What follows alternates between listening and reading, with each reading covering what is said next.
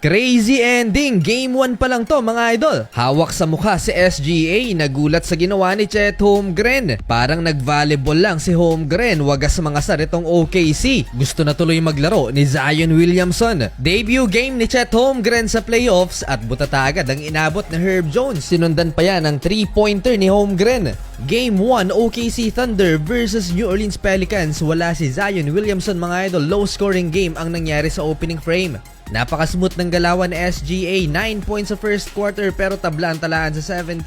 Second quarter kahit mismatch, si Chet Holmgren kay Jonas Valanciunas. Mas malaki mga idol ang katawan ng Pelicans big man, solid ang naibibigay na depensa ng rookie. Sinubukan pang i-posterize ni Trey Murphy si Chet Holmgren pero parang bumangga lang siya sa pader. Umabot ng 7 points ang lamang ng New Orleans, 28-21 pero agad naman niyang naitabla ng OKC Thunder dahil kay Jalen Williams. Nag-flex pa sa harap ng camera at pasigaw-sigaw. Under 4 minutes parang nag-volleyball si Chet Holmgren nang masupalpal niya si Brandon Ingram. Nasa baba si SGA, nasa paktuloy ng bola dahil kay Chet. Papatapos ang first half, Cason Wallace corner 3-pointer nag-angas sa bench ng New Orleans Pelicans. Tabla mga idol sa 43 halftime.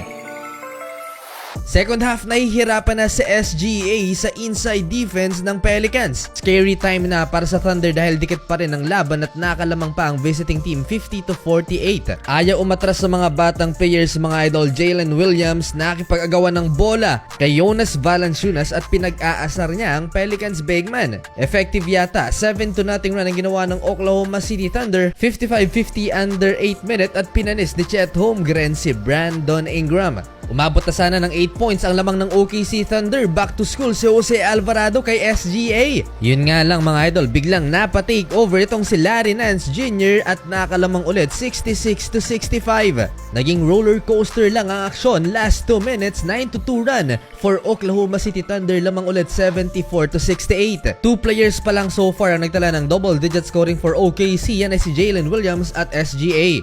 Fourth quarter, X-Factor si Chet Holmgren, both offense and defense. 5 points para simula ng final quarter, 3-pointer. Hinayaang libre ni Jonas Valanciunas. Damang-dama sa arena ang home court advantage mga idol. Parang Rey Mysterio pa ang isang fan na to. 10-point lead, 82-72 pero sa isang iglap lang, muling naibaba sa tatlo ang lead ng home team. 82-79, back-to-back 3-pointers. Ika nga nila, no lead is safe sa bagong era ng NBA. Dogfight down the stretch, hindi typical na 8 seed itong nakalaban ng number 1 team ng Western Conference. Isa pang Jalen Williams, corner 3-pointer, pinagta-trash talk. Ang Pelicans, may kasama pang mura yan mga idol. Parang gusto na tuloy pumasok sa court at maglaro nitong si Zion. Last 4 minutes, tied at 88, pressured mga idol ang Oklahoma. And finally, muling nakuha ng Pelicans ang kalamangan, 90-88. Wala pang Zion Williamson yan. Last 2 minutes, SGA clutch, mid-range jumper. Tabla sa 90, last 1 minute. Another clutch on defense, Chet Holmgren with the block. And SGA, the best player on the court, clutch and 1 play mga idol, 93-90.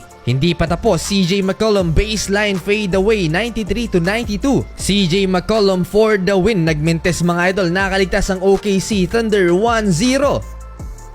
Up to 55 pesos first cash in bonus ang hatid ng Masaya Game. Nasa comment section ng link mga idol. Araw-araw may pa-bonus pa. May commission din sa kanilang referral system. Hassle-free ang cash in and cash out pero paalala lang, keep it fun and gamble responsibly.